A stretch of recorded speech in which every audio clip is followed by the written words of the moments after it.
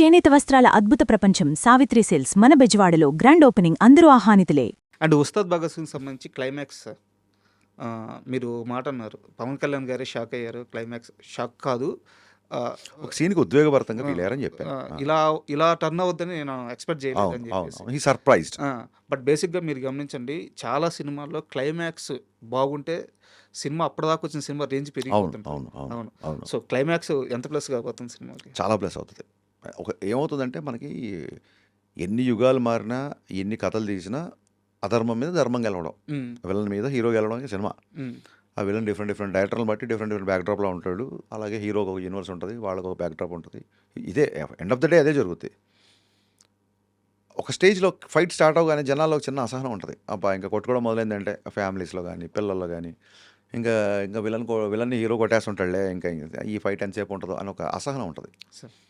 దాన్ని బ్రేక్ చేసే దిశగా ఈ సినిమా క్లైమాక్స్ ఉంటుంది. ఈ సినిమా క్లైమాక్స్ లాస్ట్ షార్ట్ వరకు ఒక చిన్న ఉత్కంఠతతో ఏంటిది అన్నట్టుగా చూస్తారు.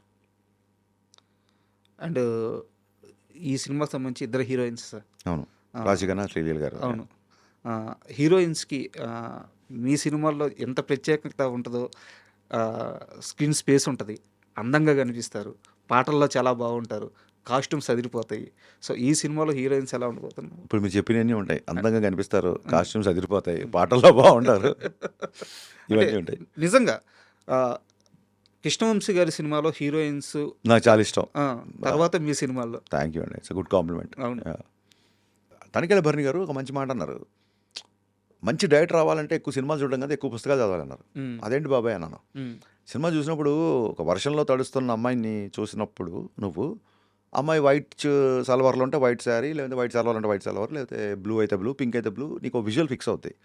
అదే నువ్వు ఒక ఎండమూరి గారు నవలు చదువుతున్నాడు అమ్మాయి ఒక వర్షంలో తడుచుకుంటూ వస్తున్నప్పుడు నీ ఇమాజినేషన్ వేరు ఉంటుంది. అమ్మాయి ఆటోలో రావచ్చు, అమ్మాయి శారీలో రావచ్చు, అమ్మాయి ఉత్తినే గొడుగు కోసం ఇబ్బంది పడుతూ రావచ్చు, నీకు ఒక విజువలేషన్ వస్తుంది. ఈ విజువలేషన్ డెవలప్ అవ్వాలంటే యూ హ్యావ్ టు రీడ్. నేను యాస్పైరింగ్ ఫిల్మ్ మేకర్స్కి ఇప్పుడు చెప్పేది అదే, మీరు ఎంత చదివితే అంత గొప్ప దర్శకులు అవుతారు, ఎంత చూస్తే అంత అవుతాం అనుకొని కొరియన్ డ్రామాల దగ్గర నుంచి మడతట్టేసి ఇంటర్నెట్లో జీబీలు డౌన్లోడ్ చేసేసి మీ చుట్టుపక్కల కాలనీ వాళ్ళు కూడా వైఫై కూడా రాకుండా వాళ్ళ వాట్సాప్ కూడా పనిచేయకుండా మొత్తం జీబీ మనమే లాగేసి మన ఇంట్లో పెట్టేసి, దయచేసి అది కాకుండా ఆర్ఎల్స్ దాంతోపాటు రీడ్ అలాట్. క్రిస్టఫర్ నోలన్ ఇంత పెద్ద ఫిల్మ్ మేకర్, కొన్ని సినిమాలు అసలు అర్థమే కావు. ఆయనే అన్నాడు, వాట్ ఈజ్ యువర్ లైఫ్ అంటే my life is like Christopher Nolan movie, I don't understand it but what I say is don't try to understand it, just feel it అంటాడు. అలాగా పుస్తకం చదివినప్పుడు ఆయన ఇంగ్లీష్ లిటరేచర్ చదువుకున్నాడు లండన్లో. సైంటిఫిక్ బ్యాక్డ్రాప్లో అంత extraordinary screen ప్లేలతో చేసే నోలన్ ఇంగ్లీష్ లిటరేచర్ చదువుకున్నాడు. సో చదవడం మూలంగా వచ్చే ఇది, దాని మూలంగా చిన్నప్పటి నుంచి పద్యాలు చదవడం మూలంగానో, శ్రీనాథుడి శృంగార నైషధం మొత్తం చదవకపోయినా అప్పుడప్పుడు తిరిగేసినప్పుడు నచ్చిన పద్యాలు నచ్చిన పదాలు ఉంటే దానికి ప్రతిపదార్థ తాత్పర్యం అని ఉంటుంది తెలుగులో. ఒక పద్యానికి ప్రతి పదానికి అర్థం తాత్పర్యం. అలా కొన్ని పద్యాలు చదవడమో, లేకపోతే చేమకూర వెంకట కవి కొన్ని పద్యాలు చిన్నప్పుడు అలా టచ్ చేయడము. సో దాని మూలంగా ఆ స్త్రీత్వం అనేది అందంగా చూపించాలన్న ఒక. హరిశంకర్ మీద చలం ప్రభావం ఏమైనా ఉందా? నేను మైదానం సినిమా తీద్దామని వచ్చినాను ఇండస్ట్రీకి. ఎండమూరి గారి ప్రేమ, ఆనంద బ్రహ్మ, ఈ పుస్తకాలని సినిమాలుగా చేసుకుందామని వచ్చినండి. దాని తాలూకు భావుగత మీకు షాక్లో ఉంటుంది. సో అది ఎప్పుడైతే ఫ్లాప్ అయిందో అక్కడి నుంచి గేర్ మార్చి మిరపకాయ అంటే ఇది కూడా అప్పటికప్పుడు ఏదో గేర్ మార్చుకుంటే మనం షాప్కి వెళ్ళి చొక్కా సెలెక్ట్ చేసుకుని వేసేయడం కాదు. ఈ స్కిన్ ఎప్పటి నుంచో ఉంది నాకు. చిన్నప్పటి నుంచి నాన్నగారు సినిమా బఫ్ కాబట్టి అమితాబ్ బచ్చన్ సినిమాలు, చిరంజీవి గారి సినిమాలు అలాగే చూడడం, ఆ హీరోయిజంతో పెరిగినాడు కాబట్టి అది అడాప్ట్ అవ్వగలిగా. అంతే. పవన్ కళ్యాణ్ గారి విషయంలో హరిశంకర్ ఏది చేసినా తర్వాత కాలంలో అది ఆయన కెరీర్కి ఆయనకి ప్లస్ అవుతూనే పోతుంది. అంటే అది మీకు తెలిసి చేసినా తెలియక చేసినా యాదృచ్ఛికం, యూనివర్స్ అంతే. అది గబ్బర్ సింగ్లో ఎందుకు ఆ గ్లాస్ పెట్టామో ఏంటి తెలియదు, అది పార్టీ గుర్తు అవడం ఏంటి, దాని మీద మళ్ళీ 12 ఏళ్ళ తర్వాత నేను ఒక డైలాగ్ రాయడం ఏంటి, యాదృచ్ఛికం ఆర్ యూనివర్స్ కాల్ అంతే.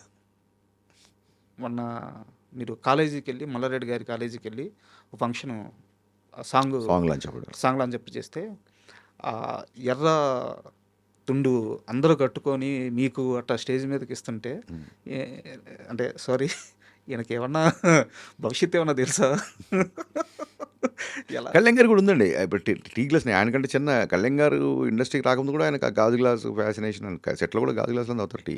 హ్మ్. ఆ కండువా ఇయన్నీ ఆయన ఇష్టపడే విషయాలు. హ్మ్. అవి లక్కీగా నా సినిమా ద్వారా ముందు జనాలకు కనపడ్డాయి. కల్ట్ కెప్టెన్ అని చెప్పి కొత్త అదే పేరు సోషల్ తెచ్చారు. మీడియాలో పెట్టాను, ఆ! టీజర్‌లో ఏసామండి అంతే. దాని మించి నేను దాన్ని అలాగ అంత సీరియస్‌గా తీసుకొని అలాంటి ట్యాగ్స్ హీరోలకు బావుంటాయి. డైరెక్టర్‌లకి ఏం బావుంటాయి. ఏదో రాస్తారు. ఇంతకుముందు పవర్‌ఫుల్ డైరెక్టర్ అనేవాళ్ళు. హ్మ్. ఇప్పుడు జగన్ గారిని డేరింగ్ డైరెక్టర్ అంటారు. పూరి జగన్నాథ్ గారిని మన వినాయక్ గారిని డాషింగ్ డైరెక్టర్ అంటారు. ఏదో వాళ్ళ ఫ్యాన్స్ వాళ్ళ సరదాగా వాళ్ళ హీరో సినిమా వస్తున్నప్పుడు సరదాగా పిలుచుకుంటారు.